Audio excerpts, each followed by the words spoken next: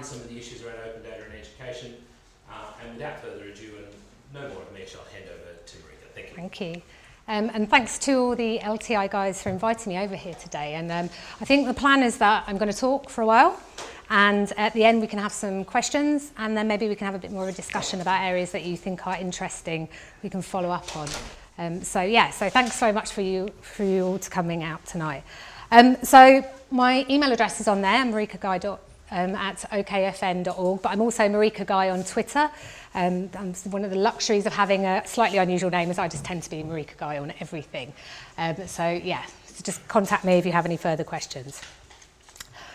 So I wanted to give a little background to who I am and sort of where I sit in all of the stuff I'll be talking about today. I work for Open Knowledge. I'll talk a little bit more about what Open Knowledge do in a minute. So there's our new spangly logo that we've got. I'm also coordinator of the Open Education Working Group. So that's a group that brings together lots of different people who are interested in open education, including people who are interested in open data in that space. It's one of a series of working groups that we have at Open Knowledge. And if you want to have more discussions around this, do join the group and join our mailing list and maybe get involved in some of the stuff that we're doing there. The working group itself was established as sort of an output from the Linked Up project that I worked on recently. That's actually just finished in October this year. And it was a really interesting project where we were looking at open data use in education. It was more specifically focused on linked data. So sort of fairly technical, but we had a series of challenges where people developed tools and apps using open data in education. And the project went really well, so there's some great outputs from the project that you can go away and look at if you're interested in that area. But it gave us a good basis for some of the discussions and sort of the learning that we've done around open data in education. But that project unfortunately has finished, so I've moved on to two new projects. One of these is eSpace, which is looking at Historypedia, which is a sort of database of different sort of cultural heritage outputs, and also looking how these outputs can be used by creative industries. So some interesting angles there on openness and how you can actually make money out of openness. So that's quite a new area for me, but the project's just starting off and we're sort of having some interesting discussions there. I'm also working on a project called Pasteur for Open Access, and that's looking at aligning open access policies across Europe. So I think, again, lots of sort of connections with research data in different forms, but again, another very interesting project. Just as an individual, I'm really interested in doing MOOCs. I'm interested in online learning in different ways. So there I'm touching on some different aspects of data already. So I've done a few, I've failed to do a few as well. But yeah, I'm just interested in learning and I'm interested in data. Also, a picture of my children. I hate people who put pictures of children in their slides presentation, but I just need to put them there because that actually sets the context for some of the stuff that I'm talking about today. Because I'm actually really interested in open data and education because my children are going through the education system. So some of the stuff that is of interest to me as a parent and a person who's sort of familiar with the education system. So hopefully some of you will see it from a slightly different perspective there. So Open Knowledge, we've been around for 10 years now. I think there's about 40 of us at the sort of the central international group, but we are actually spread all across the world, and we have these different sort of groups, and we have different chapters in different countries, and we also have ambassadors in different countries as well, talking about open knowledge. And we are a community-based not-for-profit, and we work on projects, so I've just mentioned some of those, but we also work on sort of creating a network and creating partnerships as well. And we have quite a core technical team, so some of the work we do is around building tools and apps, but we also a people organisation as well, so it's about these communities. And we're really interested in open data. Our background was very much open data, but we're called Open Knowledge because I think the thing about data is data progresses through to knowledge, and it's the knowledge that we're really interested in. So quite a lot of the activities that were carried out by Open Knowledge at the start were around governance and sort of government data and those sort of things. So that's an area that we have lots and lots of interest in, lots of expertise in, but we're branching out into other areas. And but we also believe in collaboration, not control, and this kind of idea of being pragmatic as well. So exploring the whole openness agenda and how it all works. So I'm taking a step back. I wanted to start off by sort of talking about what open data is. Does anybody here have any ideas on what open data is? No, nobody? You're all too scared to say. Well, data that's open to the non-owners of that data. Okay, yes. Open in that sense to non-owners. To see or to... I suppose I was thinking in terms of view, but to access, there's a hierarchy of accessibility, formats, text, PDF, HTML and so on. Yeah. Various formats so they can get their hands on it and manipulate. Okay, yeah. I think you're definitely going down the right path. If it's truly open, should it also be, should you be able to kind of change it, modify it, and use it for different? In some way, that could very much be a part of open data, and not everybody will want to do that, but some people may definitely want to build on open data. I think sometimes people aren't clear what we're talking about with data. It can be a very broad area, but a lot of people think about sort of quantitative data, but it can be very much qualitative stuff, but it's kind of the raw content. And I really like this image because I've seen a lot of discussions around it, but it does give some sort of ideas of what we're talking about. So data as being the raw ingredients, the sort of the bits that are used in different ways, the kind of the facts, the statistics, those sort of things. And then information is kind of what you make out of that data, which I think, the idea of a cake sort of thing there. The presentation, I guess, is how you show up that data. The knowledge one is the one that's had a lot of sort of some of it negative feedback, because people are like, what does that mean? But I think this is this idea of that it is about people devouring that data and using that data. I actually see this going a lot further. I think that, from knowledge, you then move on to the idea of kind of wisdom. And knowledge is partly about sort of understanding the data that's there and seeing its relevance to you, so making sense of that data. But the wisdom is almost, maybe wisdom and action is actually doing something about all of that. So we can take that sort of a few further steps along the way, but it's just an interesting analogy, I think. So we're quite lucky at Open Knowledge because we do have an actual definition of what open data is, which is really, really helpful. This is the open definition, which is something that's been worked on for quite a long time and sort of applies to open data and open content. But I think it's key to notice here that it's about people freely accessing. So as this gentleman here mentioned, it's about people being able to get hold of that data. It's about people being able to use. So as we were saying, it's about using and modifying and then sharing that data, resharing that data in some way for any purpose. So I think that's kind of an interesting one in a sort of higher education context, because we're talking about anything. So this is when we start talking about people can make money out of this stuff if they want to. So that's kind of a little bit funny one for higher education. Sometimes people don't like that idea, but if we're going to let people do stuff with it, let's really let them do stuff with it. Okay, so that's what we define open data as being. If you're going to start looking at this stuff, I can give you two really great starting points. I think the first one at the bottom here is the Open Data Handbook, which is something that we produce at Open Knowledge. And it's an excellent guide to all the kind of questions that would come up if you were interested in either creating or using open data in some way. It's available online, it's available as a PDF as well. So it's a great resource, and I really recommend you go and have a look at it. The second one is data.gov.uk, which I'm sure most of you will have heard of already. This was something that was created, it's kind of a product of the Transparency Board at the government level. And, this idea that we want to be transparent, we want to be open, we're going to be one of the first countries to really be an open government. Loads of other countries are doing this type of thing. You've got places like data.gov as well in the US, and various other countries are creating their own open data portals now. So it's a really good place to start to get a good idea of the kind of data sets that the government are making available.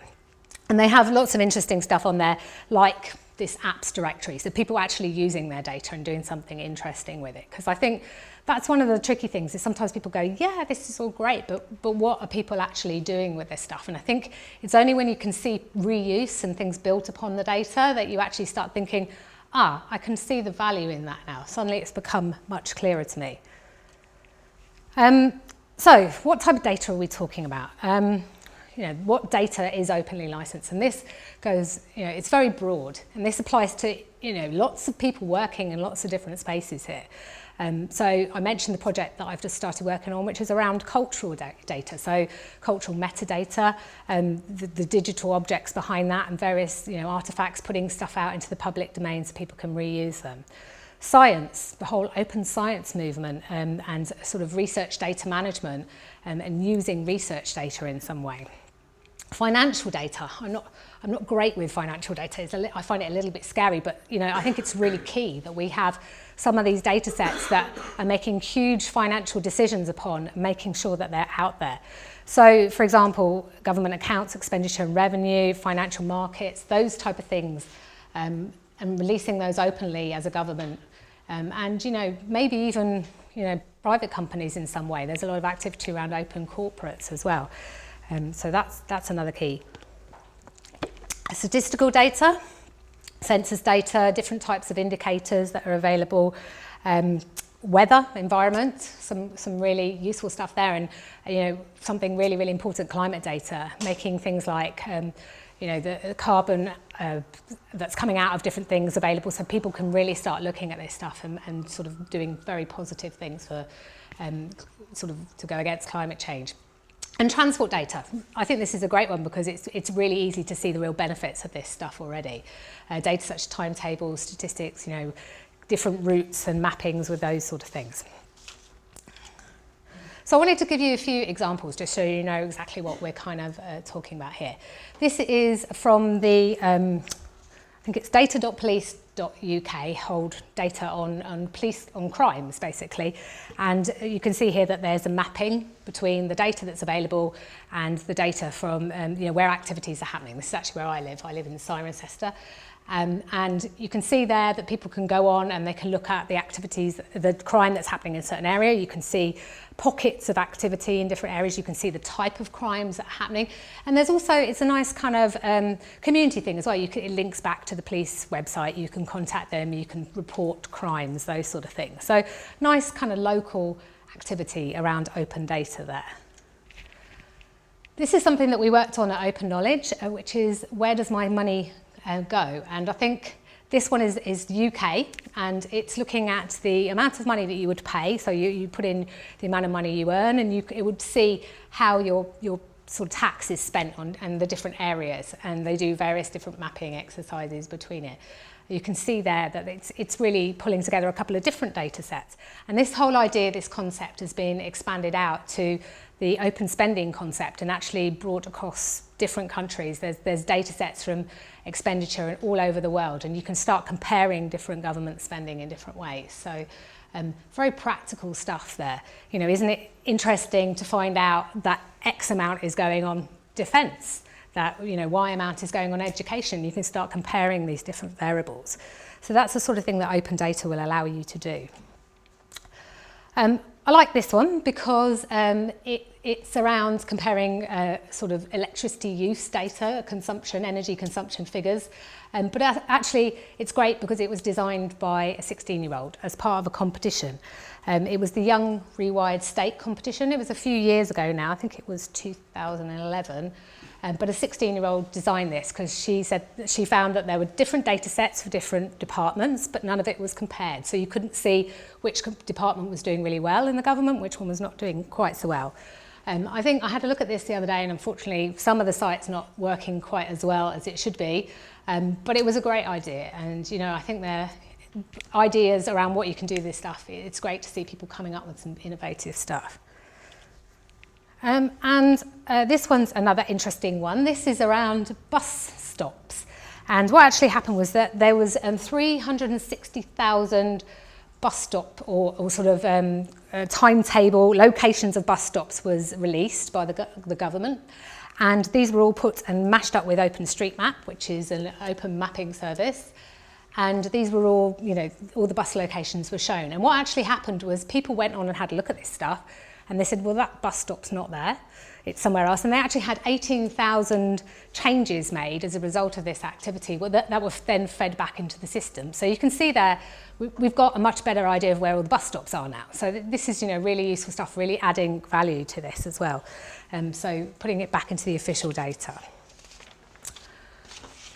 So I've talked about open data, but not necessarily about education at this point. So what is open data in education?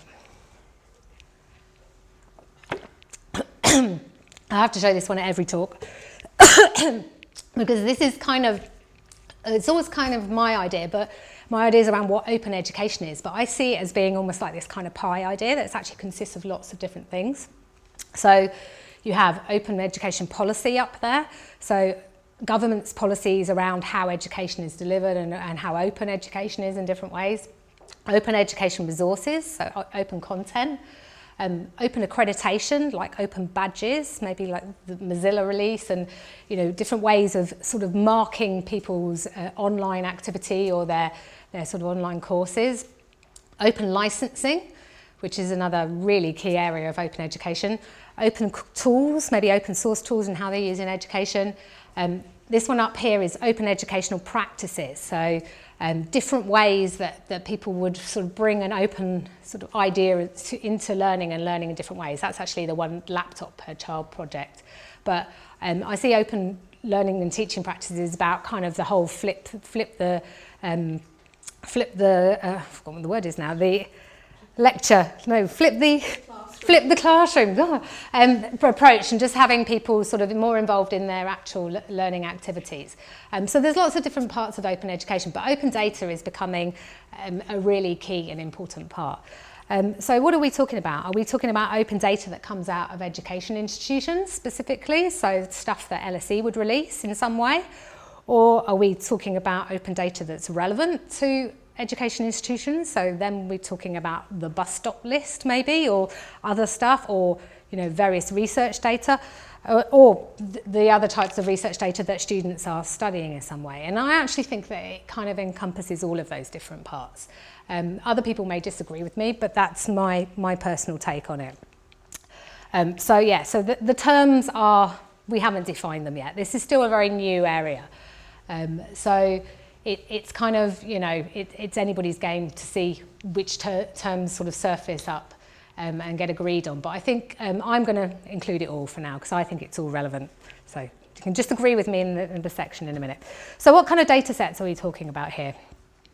So I think there's lots of different ways to break this down, but I think this is one interesting way. We can talk about student data. So stuff about what students do, when they attend, what their grades are like, whether they're any good or not, the kind of skills that they are learning as part of their courses, their homework possibly. We're talking maybe more sort of the children here at school level. The course data, there's open course content out there and open prospectuses that hold course data. Employability related to courses, whether people who do this course go on to get employed in a related field or whether they get employed at all is obviously another one. The kind of curriculum, the syllabus, textbooks that are associated with different courses, the skills, the digital literacy level. So lots of stuff around course data there. Institutional data. Location data, where is the institution? I already had trouble today trying to find exactly where I had to go. So, pinpoint locations, GPS data on where things are. The results as a more general level, the infrastructure, stuff around what different buildings have. For example, in some places, we actually ran a really interesting day event which was all around open development and open education. In different countries, some places they don't even know where a building is, they don't know whether there's electricity to that building, they don't know whether there's any internet connection or something like that. So stuff around infrastructure there. Budgets, teacher details, how many teachers employed on different courses. And then user-generated data. So maybe learning analytics, and I'll talk a little bit more about learning analytics in a minute, but it's a whole separate topic in itself. Assessment, job placements, laptop data, various different website data coming off doing different online courses. And then stuff that's more kind of relevant on a policy level. So the budgets and spending in different areas, things like UNESCO literacy data, marginalisation, SEND stuff maybe when you come down to school level, participation data. So huge amounts of data sets are really sort of interesting and key in this area. This is a slide from quite a long time ago, actually. It's, I think Pearson actually had a think tank who were looking at this area, and there's a guy called Louis Kofe who did quite a lot of work on this. And I liked his way of looking at different types of open education data. So, you know, he's talking about the type, which is stuff that we've talked about, but also the purpose. So why are we doing this? I think it's a bit worrying that it's a very short list there. I'd like to add a lot more in, but you know, I think at least he's starting to think about that. It's important. The level that we're talking about this data, are we talking about international, national, you know, regional, local? What sort of level is it? And then the type of person who is working on this data or is interested in this data or using this data in the same way. So a different way of kind of chunking it up there, I think. So a little bit of an overview of a couple of open, and I've put it in inverted commas there because not all of these are completely open. It'd be good if they were, but some of these you need to register and some of these have a more complex process, but these are all kind of moving towards openness here. So we've mentioned data.gov.uk, and they hold a lot of it, like Ofsted data as well. Ofsted, you know, Department for Education have a huge amount of stuff. PISA, so this is across Europe. Student assessment. The Office for National Statistics have a lot as well. Lots of interesting stuff that they hold on different areas, so maybe things like admissions and those type of things. Destination of pupils, I think maybe it's after they, you know, when they go to school and where they go next type of thing.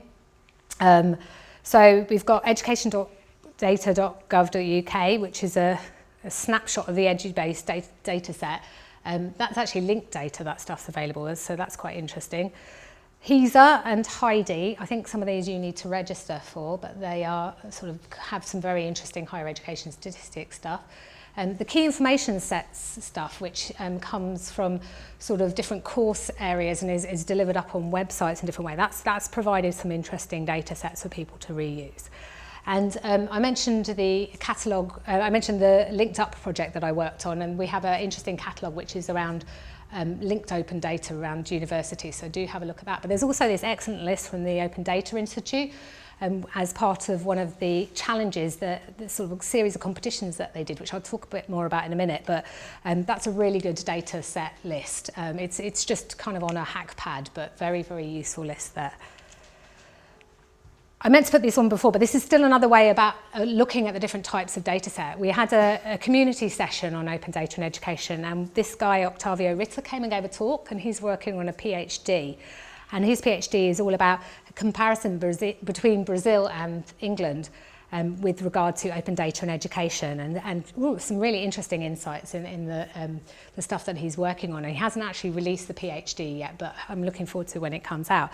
But he had this idea about macro, meso and micro data, so looking at it at policy, and a lot of his activities around school management, but I think a lot of that would be of real interest to higher education and how they manage the stuff, the sort of administrative and the financial and stuff, and then the micro level at the student level.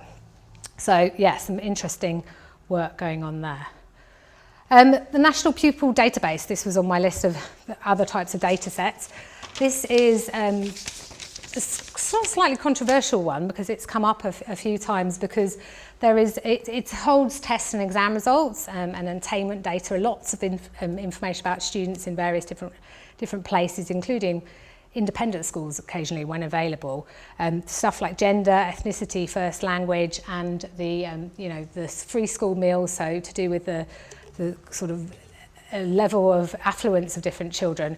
And actually this stuff, it's quite interesting because the government have this, you can go and buy this stuff basically. You can apply from data extract from the National Pupil Database. So this is kind of an interesting topic for discussion, I think, because this is one of the sort of changes in approaches around this stuff is how the data is used in the future. It's there and it's available and it's collected, and whether it can go on to be used by different people in different ways. I think you have to put a case forward for how you want to use it, but I think it's still, it's just interesting that now people can suddenly start buying this stuff and data mining it in different ways. So what's the potential for some of this stuff? None of it's about individual people. It's meant to be anonymised and you can't identify people, but yeah, it's still quite interesting this is definitely, we'll talk about this more in the challenges, but this is definitely an area that's sort of, there's more of going on now. Okay, so how can we use open data to meet educational needs? There was this report published a while back by the Royal Society for Encouragement of Arts, and they looked into the data sets that were kind of out there, and they looked about sort of transparency levels and those type of things, and they made this quite interesting comment around the dangers of overemphasising the role of school choice as the main driver of parental interest. So a lot of activity around open data in education so far has been around this idea of comparing different schools.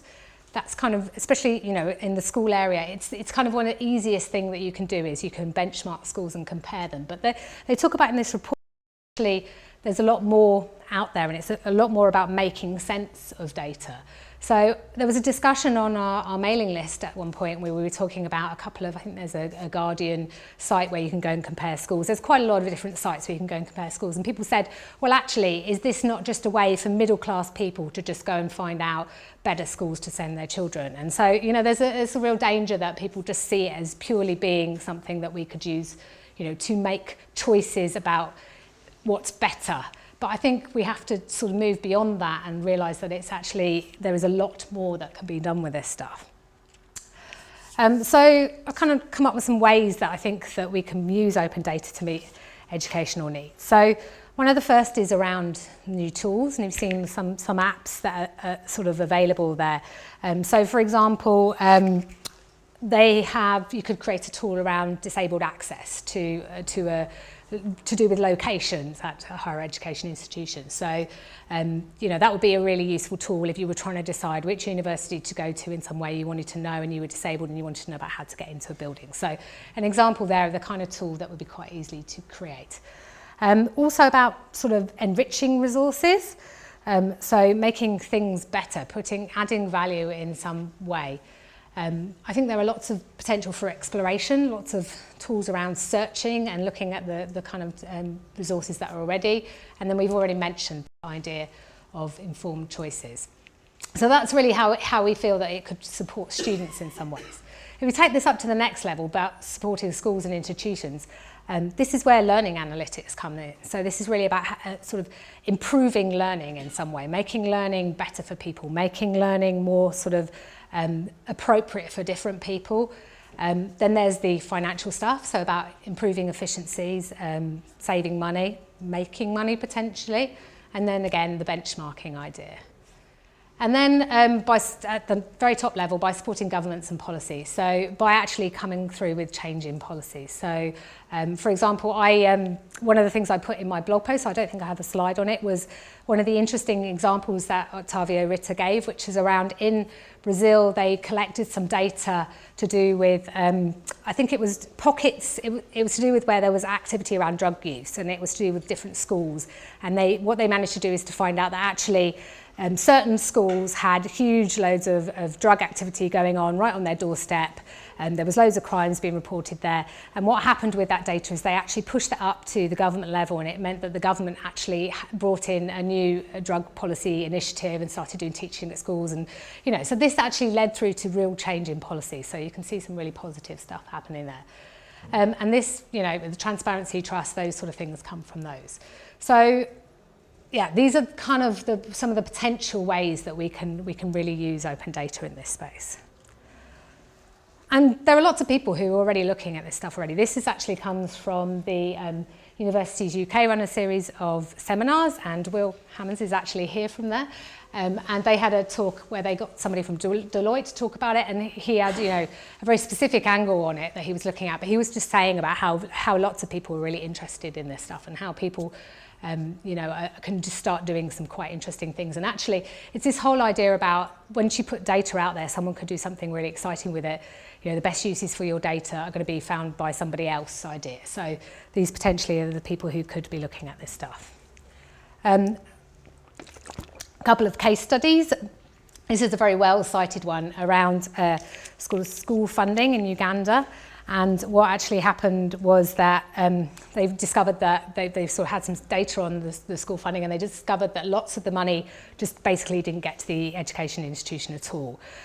So it was, you know, they had this real issue, and then they released this open data, and then things changed from it's quoted as being 24% to 82% of money started getting to the schools. I think there were lots of factors involved, but the process of publishing the data was definitely instrumental making change there, and there's a report available on that. So it's a very well cited example. It's difficult to find these type of things. It's difficult to have that. This is, you know, the data's released, this is what happens, this is the result of it. But we're trying to come up with these things a lot more, but it, you know, it is difficult to do that. Another nice example, this is actually from the Making All Voices Count competition, and they wanted people to create apps and around data in different places, and this was in Pakistan, and they created a mobile app that basically recorded teachers' attendance to lessons and also pupil attainment. And they looked at these different data sets, and they found that obviously, you know, fairly obviously, the more teachers attend the classes, the more people, you know, pupils are going to do better at their lessons. So, but because this data was open, teachers started attending a lot more. And, you know, this was great, which obviously led to pupil grades going up as well. So a nice clear example there of sort of the benefits of that. A couple of other case studies, and there are lots of these available. There's a good link there for you. Again, quite a few of these around school. One of the interesting ones around HE is, I'm sure some of you may have seen it already, this equipmentdata.ac.uk, which is this idea that lots of universities have really, really expensive equipment that they hold within the institution in some place. I don't know, some major scanning piece of equipment, some medical equipment, just sitting there quite often, and another institution could well be interested in that. So what they've done is created a database using open data and linked data, and you can now go on and search, and you can find out where equipment that is relevant and go and basically ask if you can use it in some way. So a really nice example of working together and saving money in that space. The one up in the corner here is in Amsterdam. They had the government sort of had a whole challenge around designing school choice apps. So there were lots of different entries to that, comparing different open data sets in that space. Another school finder one. And the one in the corner there is from, I think, Tanzania. They did some really interesting things around pupils' scores and levels at different key stages, and did some nice comparisons and visualizations that then were sort of reused to improve learning and teaching in different areas.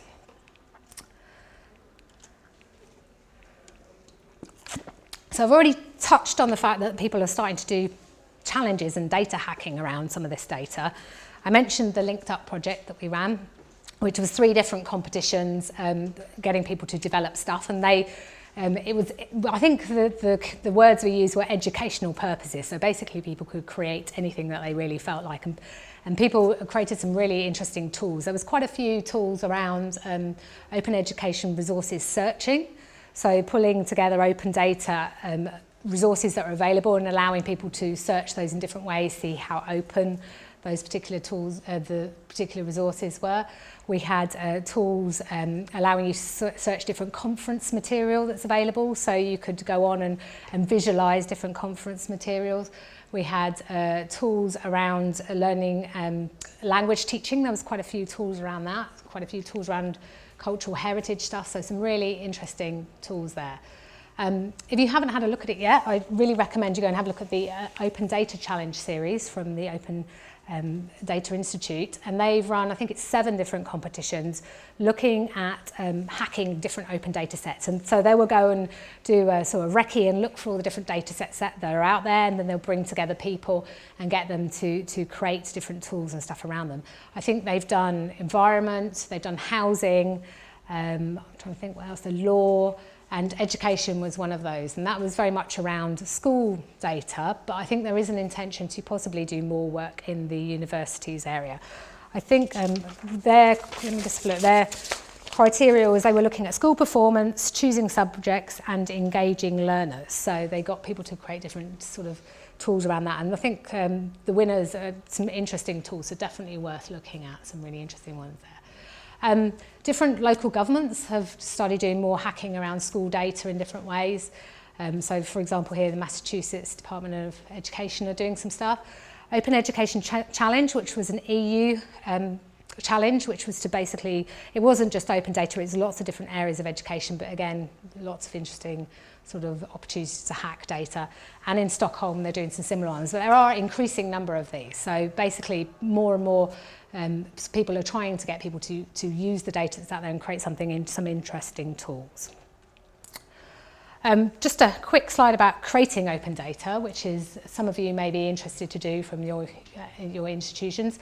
I recommend the Open Data Handbook, but just I think, you know, it's, if you want to start creating this stuff, the sort of best way to start is by starting small, simple, something that you think will be useful in some way, because that's what it's about. Innovation, it's about people going to, you know, building stuff on it. So if there is a data set and you think, well, potentially someone could do some great stuff with this, you know, do sort of think about releasing openly, and talk about it with developers, talk about it with people who might be interested in using this stuff. As I mentioned here, it's quite likely that there are these kind of idea of intermediaries. So when we're talking about this stuff, I know a lot of you will think, well, I can't go away and create an app and to do this, but further down the line, you will be the person using it. But there are, you know, there are these people in the middle who will do the open data, sort of the hacking and the creation activity. So yeah, it's about making the data available, useful format, and we can really support you with that open knowledge, and thinking about how people might sort of pull together these different data sets. So if you are interested in sort of releasing open data, and we are kind of, we actually, one of the things we do at Open Knowledge is we have CCAM, which is an open data repository actually used by data.gov UK. So we have a lot of expertise there, and we're really keen to help. This slide is especially for Will over there.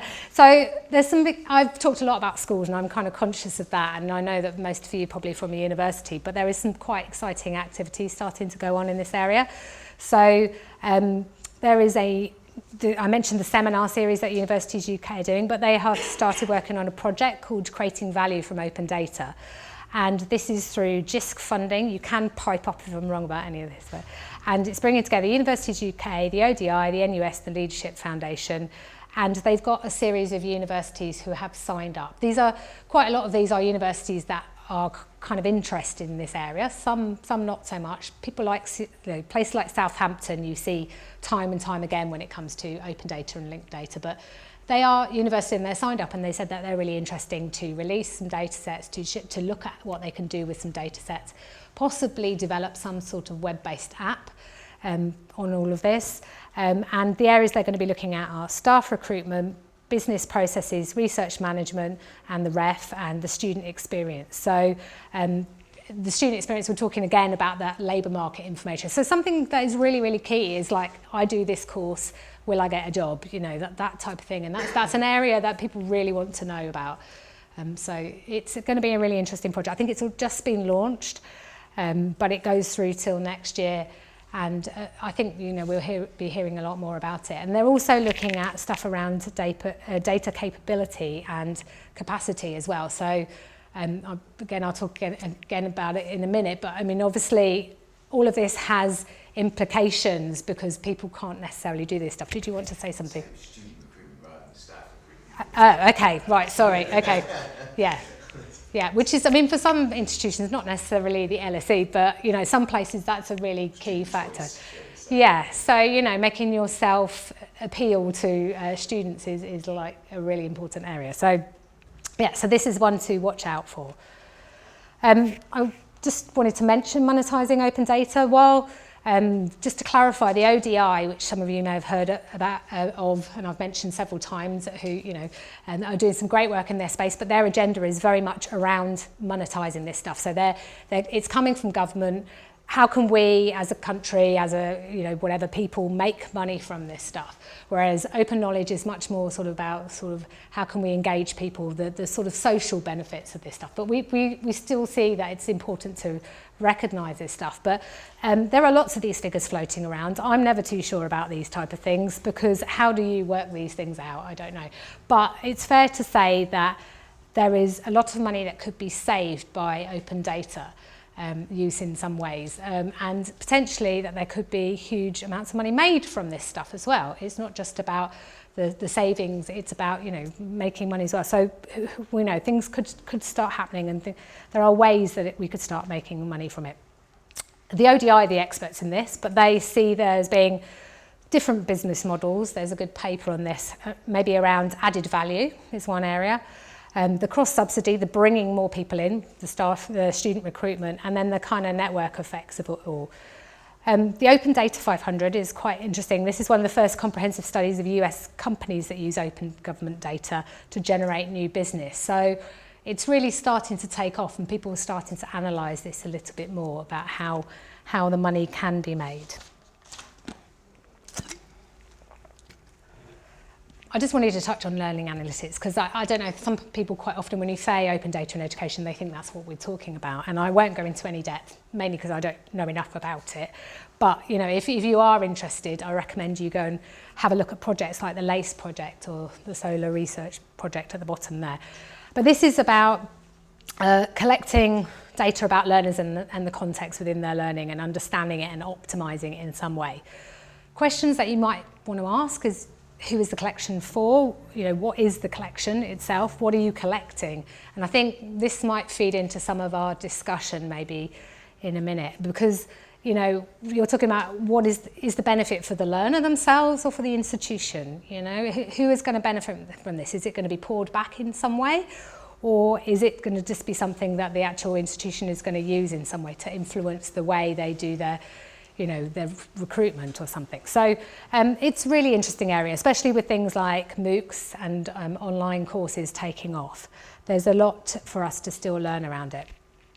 So some examples of the type of things that you could do with it: grade prediction, student success, retention. They talk quite a lot about how you can spot kind of black spots where people are likely to drop out of courses. You know, this person hasn't been to the library in X number of days, therefore they're about to fall off the edge. So it's that kind of, like, we can save people, we can give you the appropriate support at different times.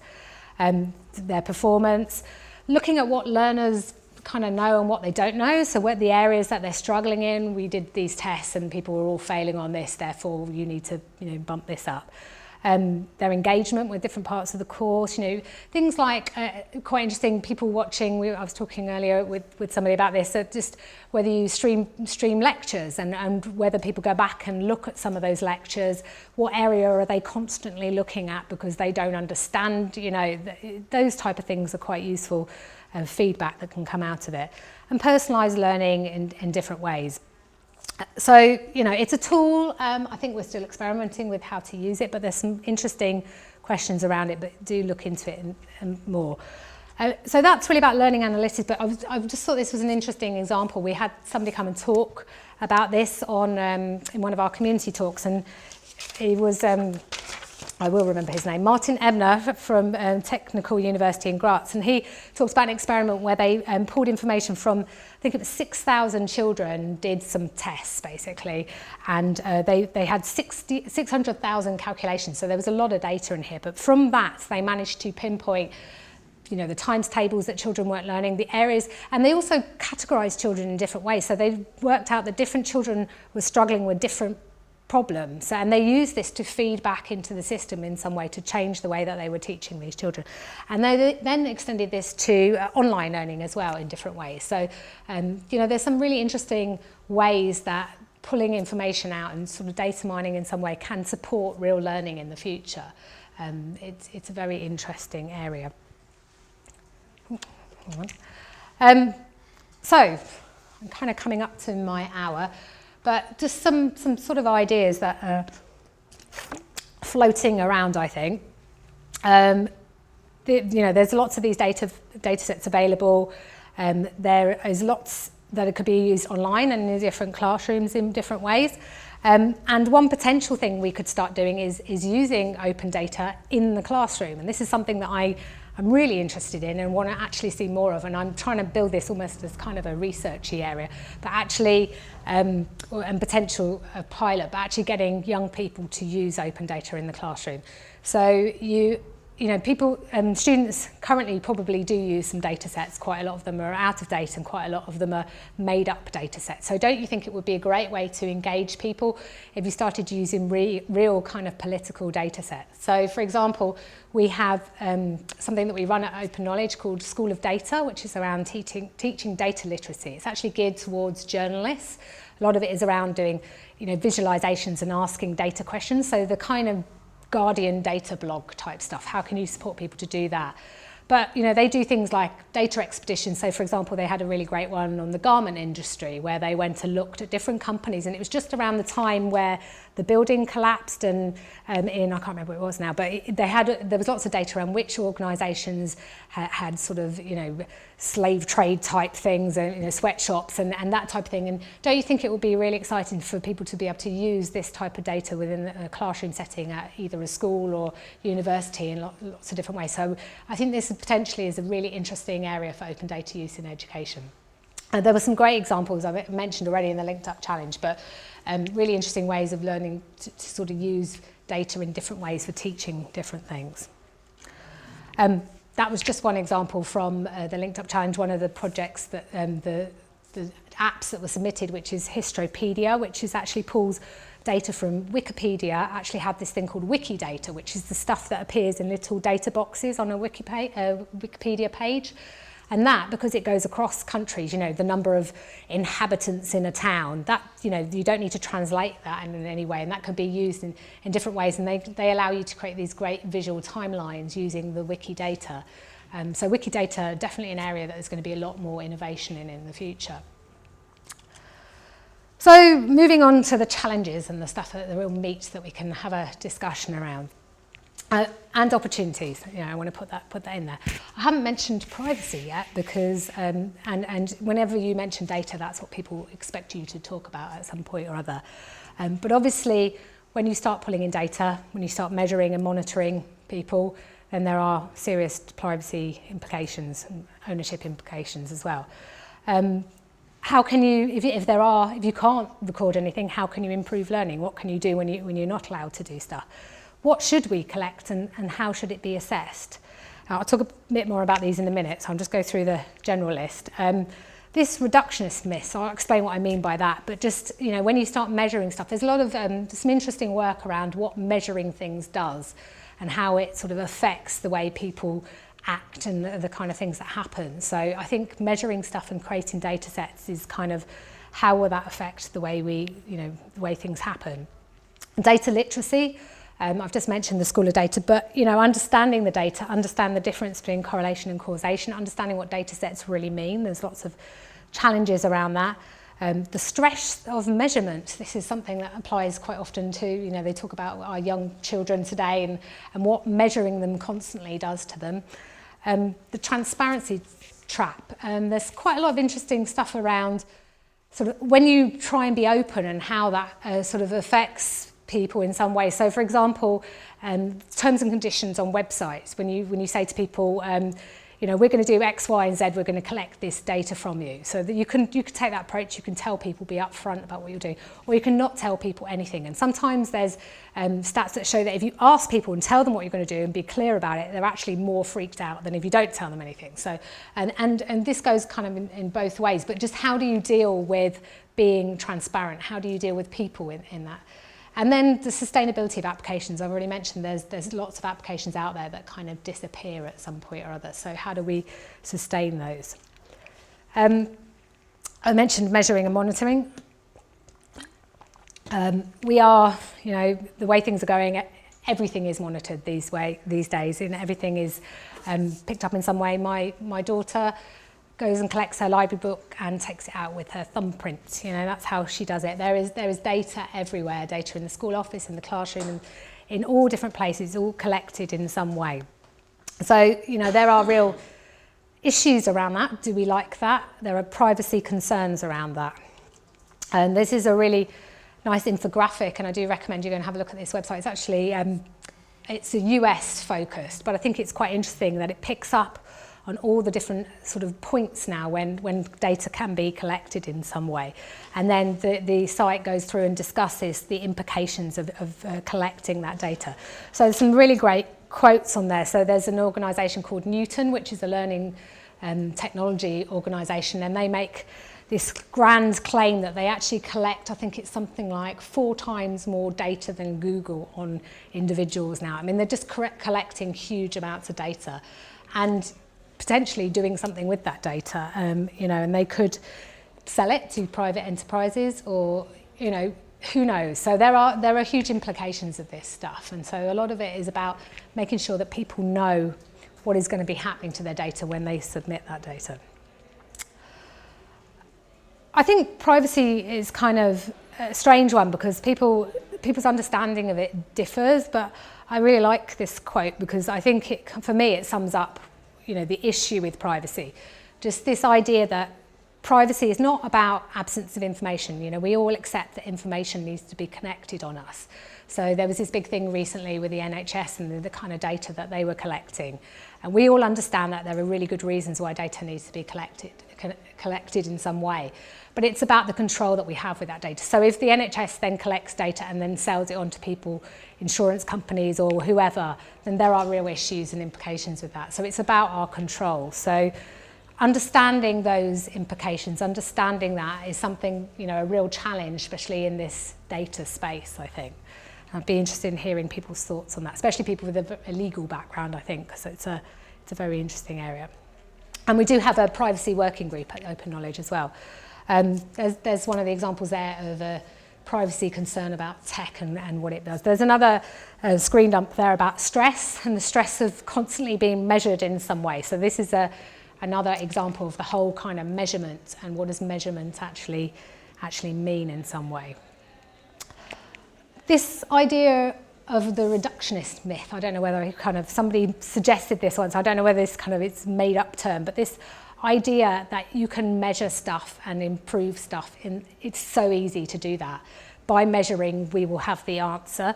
It doesn't work like that. You know, it doesn't mean that we can do X and Y will happen. How can we measure people so that they get better grades? There's some sort of process there, and it's very complex. And you know, there's this fear that people sometimes think that because we're now measuring things through things like learning analytics, it will automatically lead on to an improvement. So I mentioned data literacy again, and you know, the need for open standards and conformant licenses and those sort of things around this, but really a little bit more thinking around what we're measuring and what that actually means is really key, I think.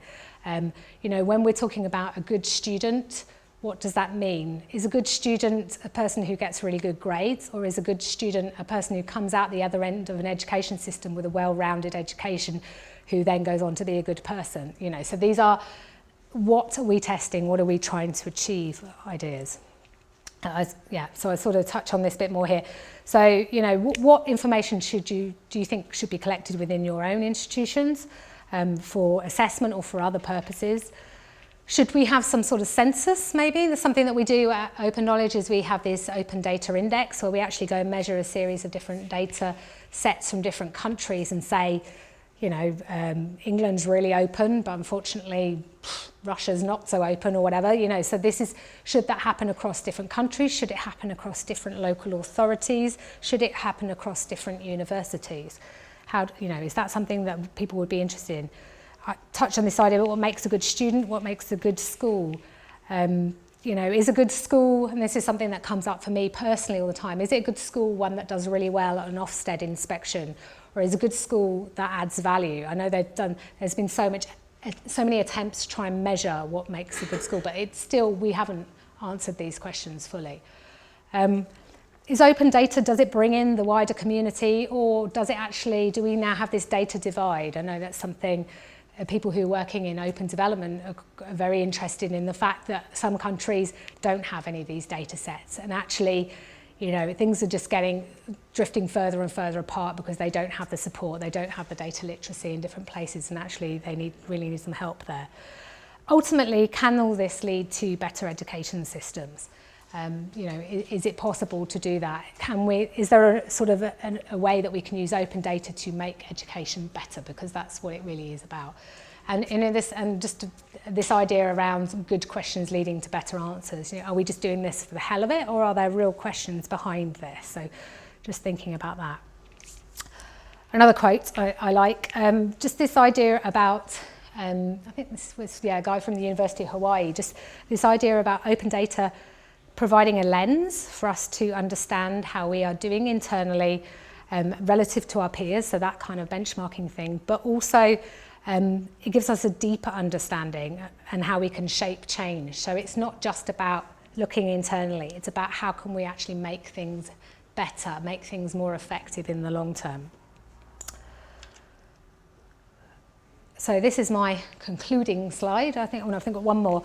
I think, I've given you a really broad overview. Hopefully people weren't expecting something very narrowed down. I've tried, kept it fairly open, but you can see there's lots of potential here.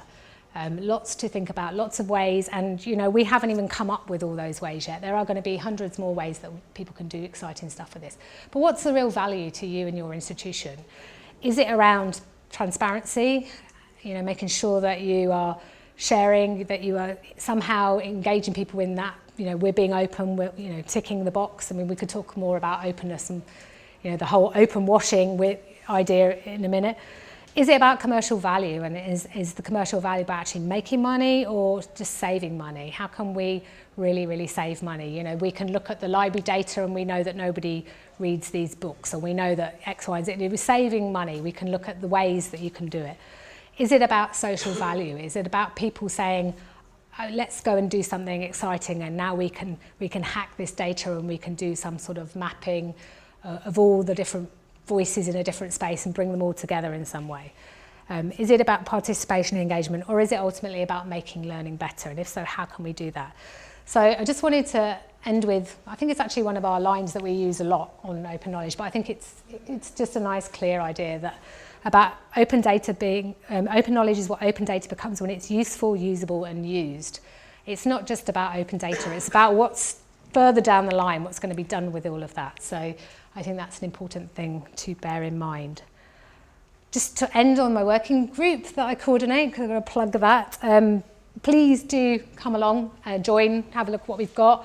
We've got some really interesting stuff on there.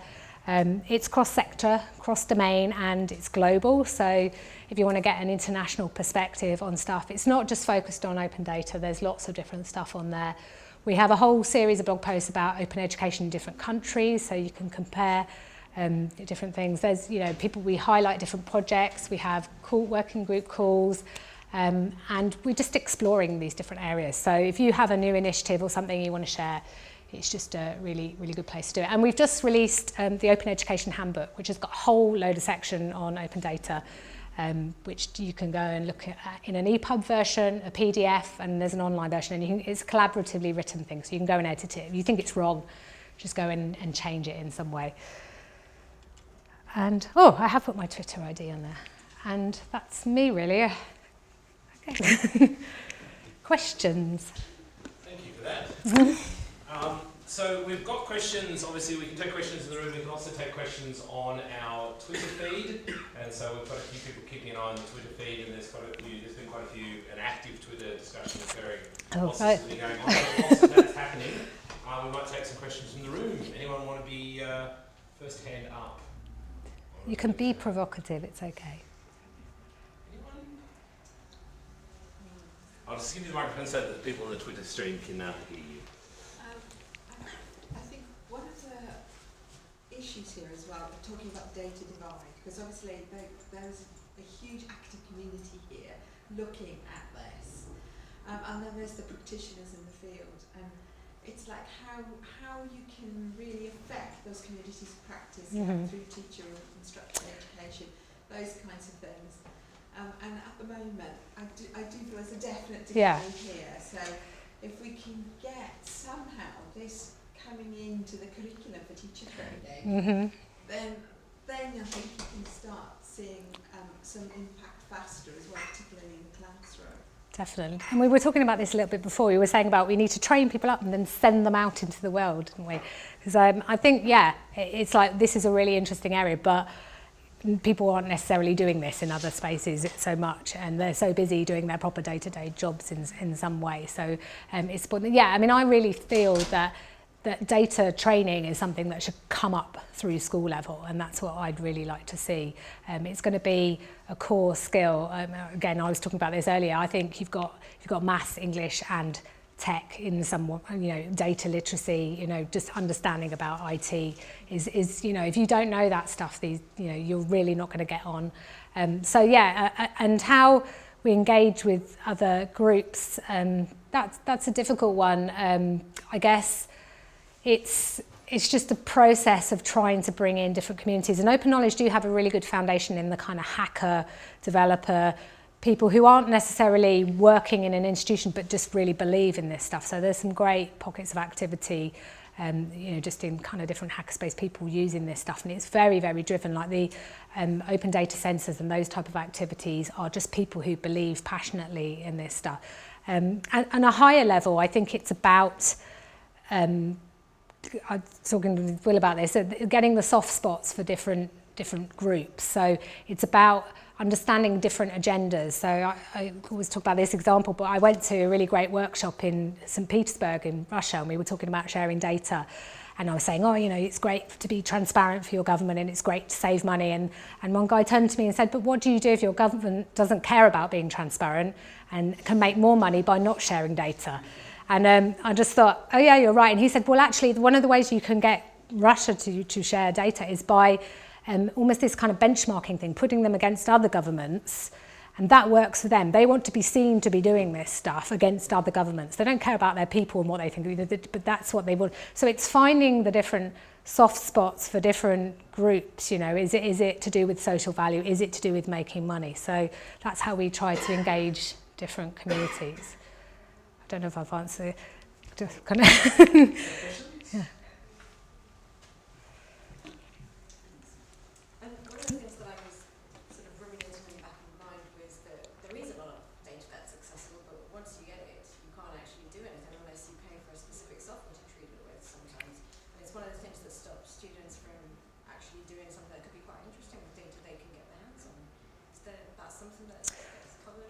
Well, I mean, there are a lot of open source tools that you could do some really exciting stuff with. I am not a techie person, so I would, but we have, like, for example, Open Knowledge, we have lots of skill sharing events where we would, we help people through data visualization. Because I think data visualization is a really key one, because it's, making a fantastic infographic or doing something nice and showing it up in different ways is something that kind of most people can do in some way. There are lists of tools that you could use to do that, but you have to get reasonably decent data in the first place. So the kind of tidying up the data stuff, that's something I wouldn't even want to get into at all. But there are people who can help you with that. We can put you in touch with people if you're struggling with stuff. And there are whole communities around this as well of people who are trying to, hack data, tidy it up and do stuff with it. Because, this idea of, we've made our data open and it's in a PDF. And it's like, well, thank you very much, But there are people who know how to do that stuff, and there are tools that are out there. But yeah, I agree with you. It's the will doesn't necessarily lead on to being able to do stuff. But yeah. No, it's my own question. I have questions too. Well, actually, it's one of the annoying people who's probably just about to make a comment and not really have a question.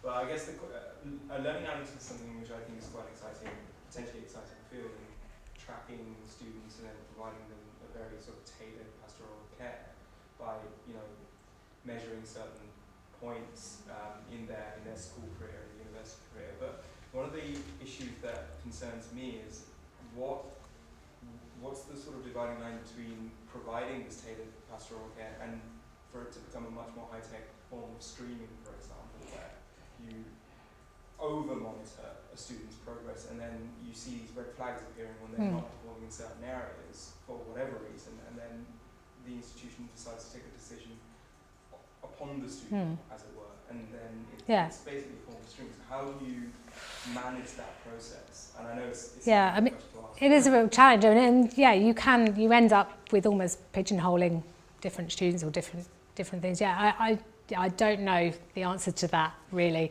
but I know that the learning analytics people who you know, when you talk to people who are really experienced in learning analytics, it always seems to come very much from a sense of wanting to do good things with the data. So at least the people that I know. So I know that trying to deal with those, you know, as opposed to trying to do bad things with data, which you probably wouldn't want to talk to me about it. But yeah, so I think these are all, they're very key issues that they're all very aware of. So I know that the LACE project, which is very much about bringing communities together who are working on learning analytics, they have, they've raised all these different areas. They have a whole load of stuff on privacy and learning analytics. They have stuff around monitoring, and you know, they are looking at the different approaches and ways that they, yeah. So they, I'm not the expert, but there are people who are trying to sort those issues out. But yeah, I can see there are challenges.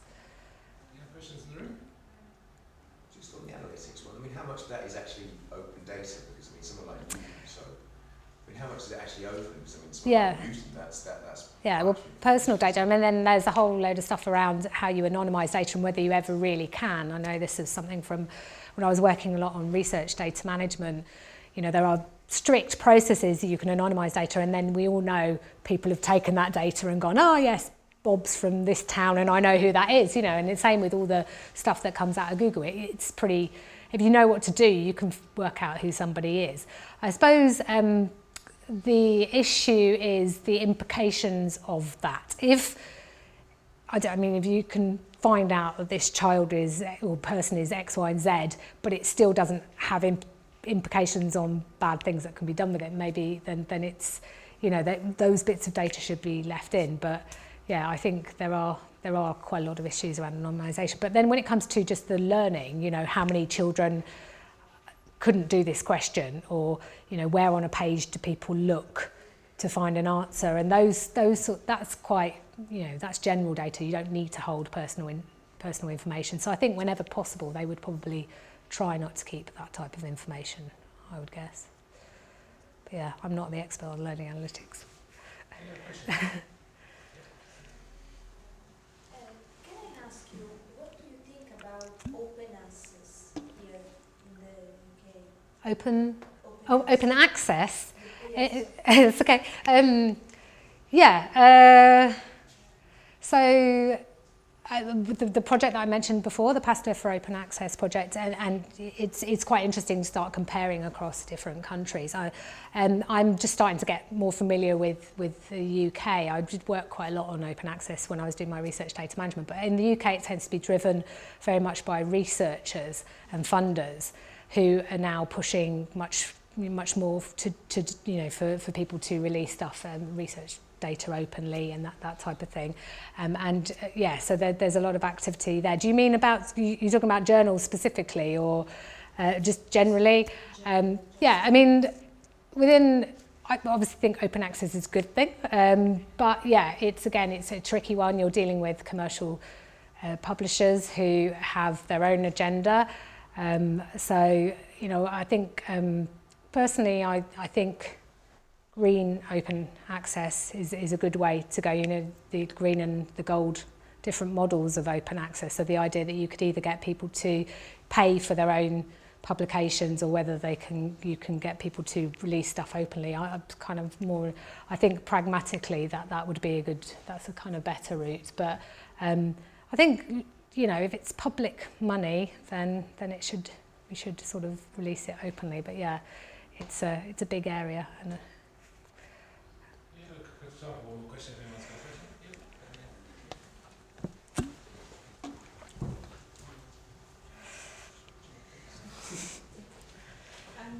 Well, that kind of leads quite nicely to this question, Okay. Because you touched about monetising this.